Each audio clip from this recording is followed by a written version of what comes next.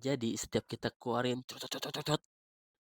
ini agak sensitif sih. Jadi gue bakal bahas. Lu pernah gak sih habis coli? Terus lu tuh ngerasa lemes dan malah kosong gitu.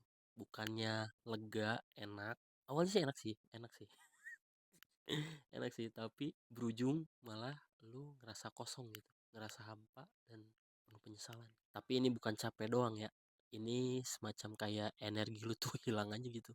Terus ya pikiran burem, badan lemes, sama nggak bisa fokus. Nah ini nih yang bakal gue omongin. Halo semuanya, perkenalkan nama gue Anwar. Jadi di channel ini gue bakal bahas tentang seputar-seputar kehidupan yang nggak berfaedah. Tapi semoga ini jadi jurnal gue sih. Sebenarnya ini pengen gue buat jadi semacam jurnal sih ya. Jurnal apa yang pernah gue alami, pernah gue rasakan, dan gue pengen share ke kalian juga. Semoga dengan gue share semuanya kalian bisa dapat insight baru, dan gue juga sambil bisa belajar apa yang harus gue lakukan berikutnya begitu. Oke. Mas. Jadi setiap kita keluarin itu, jadi tubuh tuh nggak cuma mengeluarkan cairan aja, tapi juga energi. Serius deh. Kali ini gue coba nanya sama AI, apa sih yang sebenarnya terjadi ketika kita selesai colai? Jadi setiap kita keluarin, tubuh tuh nggak cuma ngeluarin cairan doang, tapi juga energi. Otak kita habis orgasme tuh langsung nurunin dopamin, hormon semangat. Jadi hormon semangatnya tuh turun ya guys ya. Makanya kita jadi males-malesan gitu, lemes males gitu. Terus yang naik itu prolaktin, hormon yang bikin lo malas gerak. Nah ini nih, ngantuk, bosen sama hidup. Nah ini berarti ini agak-agak berbahaya ya. Cair ini apa namanya? Zat ini nih, zat prolaktin ini. Di sini dijelasin.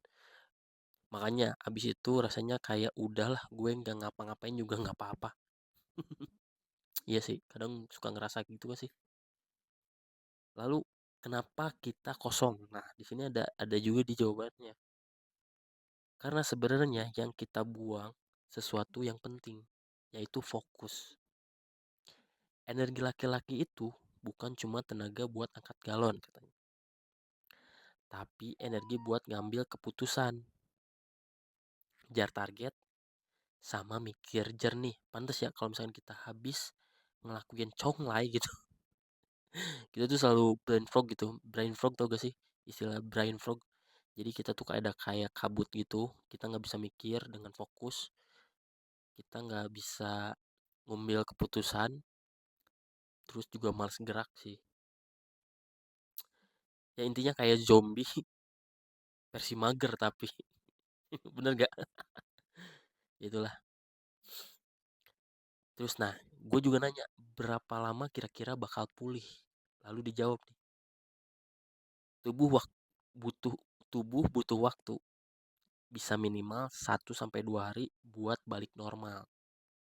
Tapi kalau misalnya kita keseringan, malah sering banget gitu, bisa sampai 5 bahkan seminggu buat ngerasain hidup lagi. Dan selama itu lu bakal gampang capek, mager, susah fokus, dan gampang overthinking begitu. Sebenarnya ini kayaknya fakta ya. Kalian ngerasain juga gak sih?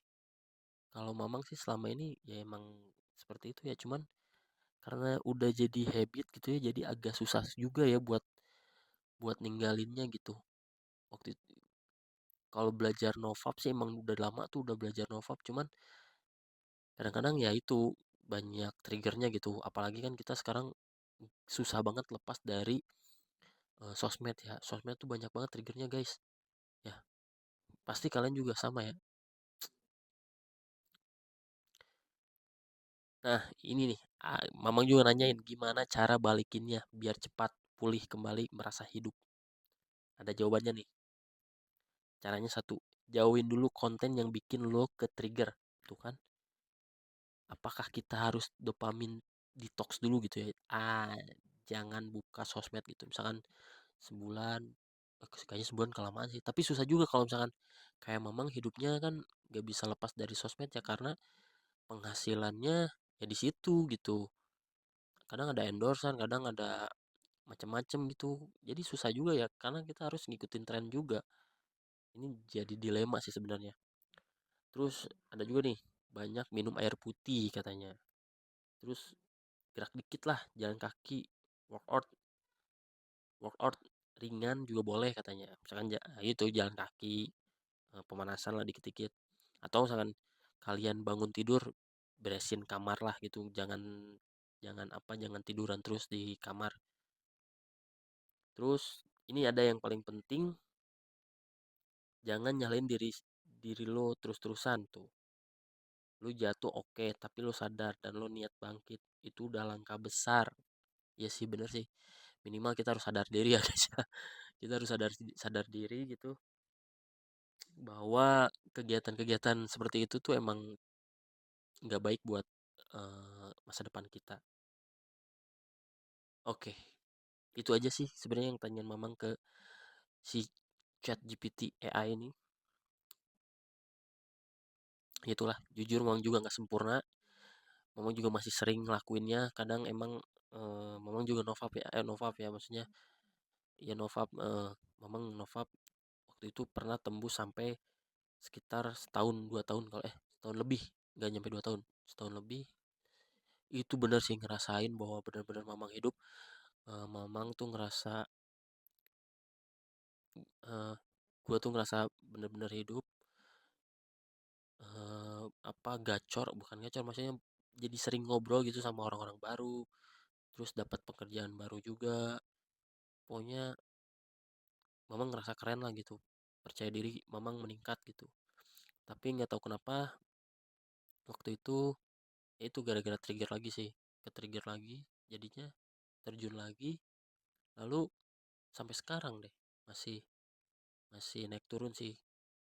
Kadang lagi banyak kegiatan suka lupa, tapi nanti kalau udah kosong di rumah gitu lagi. Padahal kamu udah punya istri loh.